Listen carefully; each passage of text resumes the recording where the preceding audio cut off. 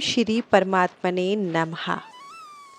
द्रोणाचार्य के मन में पांडवों के प्रति द्वेष पैदा करने और युद्ध के लिए जोश दिलाने के लिए दुर्योधन ने पांडव सेना की विशेषता बताई।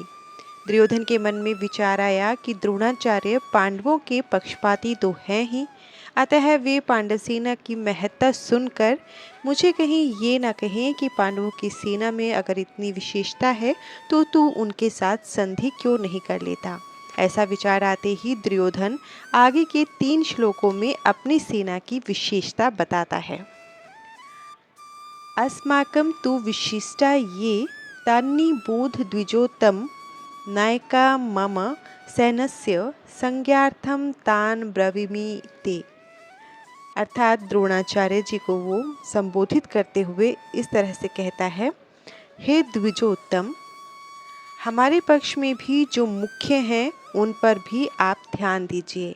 आपको याद दिलाने के लिए मेरी सेना के जो नायक हैं उनको मैं कहता हूँ। यहाँ पर दुर्योधन द्रोणाचार्य से कहता है कि हे द्विजश्रेष्ठ, जैसे पांडवों की सेना में श्रेष्ठ महारथी हैं, ऐसे ही हमारी सेना में भी उनसे कम विशेषता वाले महारथी नहीं हैं। प्रत्युत उनकी सेना के महारथियों की अपेक्षा ज़्यादा ही विशेषता रखने वाले हैं। उनको भी आप समझ लीजिए। यहाँ पर कहने का भाव ये है कि पांडवों की सेना तो सामने खड़ी है, इसलिए उनको देखने के लिए दुर्योधन ने देखिए यानी पश्य शब्द का प्रयोग किया, परंतु अपनी सेना सामने नहीं है। अपनी सेना की तरफ द्रोणाचार्य की पीठ है, इसलिए उनको देखने की बात न कहकर उस पर ध्यान देने के लिए दुर्योधन ने निबोध, ध्यान दीजिए, क्रिया का प्रयोग किया। मेरी सेना में भी जो विशिष्ट सेनापति हैं, सेना नायक हैं, महारथी हैं, मैं उनके नाम केवल आपको याद दिलाने के लिए, आपकी दृष्टि उधर खींचने के लिए ही कह रहा हूँ। हमारे बहुत से सेना नायक हैं, उनके नाम मैं कहाँ तक कहूँ, इसलिए मैं उनका केवल संकेत मात्र करता हूँ, क्योंकि आप तो सबको जानते ही हैं। अब आगे के श्लोक में दुर्योधन द्रोणाचार्य से अपने महारथियों के बारे में कहते हुए इस प्रकार कहता है, भवान भीष्मश्च कर्णश्च कृपश्च समतिञ्जय अश्वत्थामा विकर्णश्च सौमदत्तिस्तथैव च। अर्थात आप द्रोणाचार्य और पितामह भीष्म तथा कर्ण और संग्राम विजय कृपाचार्य तथा वैसे ही अश्वत्थामा, विकर्ण और सोमदत्त का पुत्र भूरिश्रवा, अर्थात आप और पितामह भीष्म दोनों ही बहुत विशेष पुरुष हैं। आप दोनों के समकक्ष संसार में तीसरा कोई भी नहीं। अगर आप दोनों में से कोई एक भी अपनी पूरी शक्ति लगाकर युद्ध करे तो देवता, यक्ष, राक्षस, मनुष्य आदि में ऐसा कोई भी नहीं जो कि आपके सामने टिक सके। आप दोनों के पराक्रम की बात जगत में प्रसिद्ध है। पितामह भीष्म तो आबल ब्रह्मचारी हैं और इच्छा मृत्यु हैं, अर्थात उनकी इच्छा के बिना उन्हें कोई मार ही नहीं सकता। कर्ण तो बहुत ही शूरवीर है। मुझे तो ऐसा विश्वास है कि वह अकेला ही पांडव सेना पर विजय प्राप्त कर सकता है। उसके सामने अर्जुन भी कुछ नहीं कर सकता, ऐसा वह कर्ण भी हमारे पक्ष में है। कृपाचार्य की तो बात ही क्या है, वे तो चिरंजीवी है, हमारे परम हितैषी हैं और संपूर्ण पांडव सेना पर विजय प्राप्त कर सकते हैं।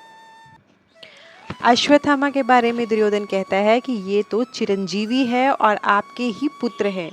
ये बड़े ही शूरवीर हैं। इन्होंने आपसे ही अस्त्र शस्त्र की विद्या सीखी है। अस्त्र शस्त्र की कला में ये बड़े चतुर हैं। आप यह न समझें कि केवल पांडव ही धर्मात्मा हैं। हमारे पक्ष में भी मेरा भाई विकर्ण बड़ा धर्मात्मा और शूरवीर है। ऐसे ही हमारे प्रपितामह शांतनु के भाई बाहलिक के पुत्र तथा सोमदत्त के पुत्र भूरिश्रवा भी बड़े धर्मात्मा हैं। उन्होंने बड़ी बड़ी दक्षिणा वाले अनेक यज्ञ किए हैं। वे बड़े शूरवीर और महारथी हैं। यहाँ इन शूरवीरों का नाम लेने में दुर्योधन का यह भाव मालूम देता है कि हे आचार्य, हमारी सेना में आप भीष्म, कर्ण, कृपाचार्य आदि जैसे महान पराक्रमी शूरवीर हैं, ऐसे पांडवों की सेना में देखने में नहीं आते। हमारी सेना में कृपाचार्य और अश्वत्थामा ये 2 चिरंजीवी हैं, जबकि पांडवों की सेना में ऐसा एक भी नहीं।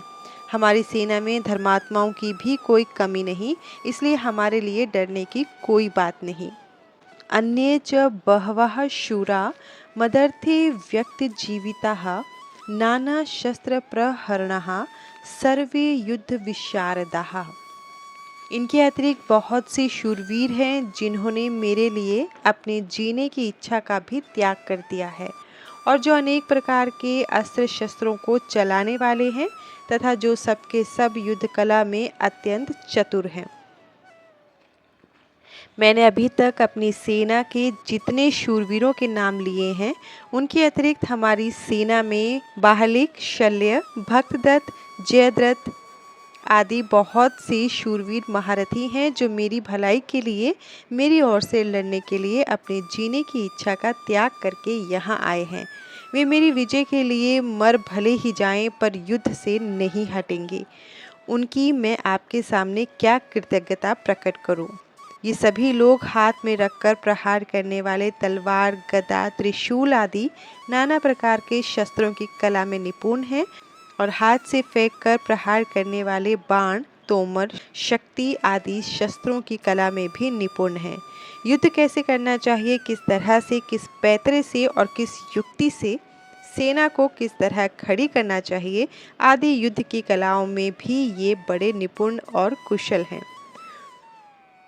दुर्योधन की बातें सुनकर जब द्रोणाचार्य कुछ भी नहीं बोले, तब अपनी चालाकी न चल सकने से दुर्योधन के मन में क्या विचार आता है, इसको संजय आगे के श्लोक में किस प्रकार कहते हैं वो हम कल के अध्याय में जानेंगे। श्री कृष्णाय नमः। धन्यवाद।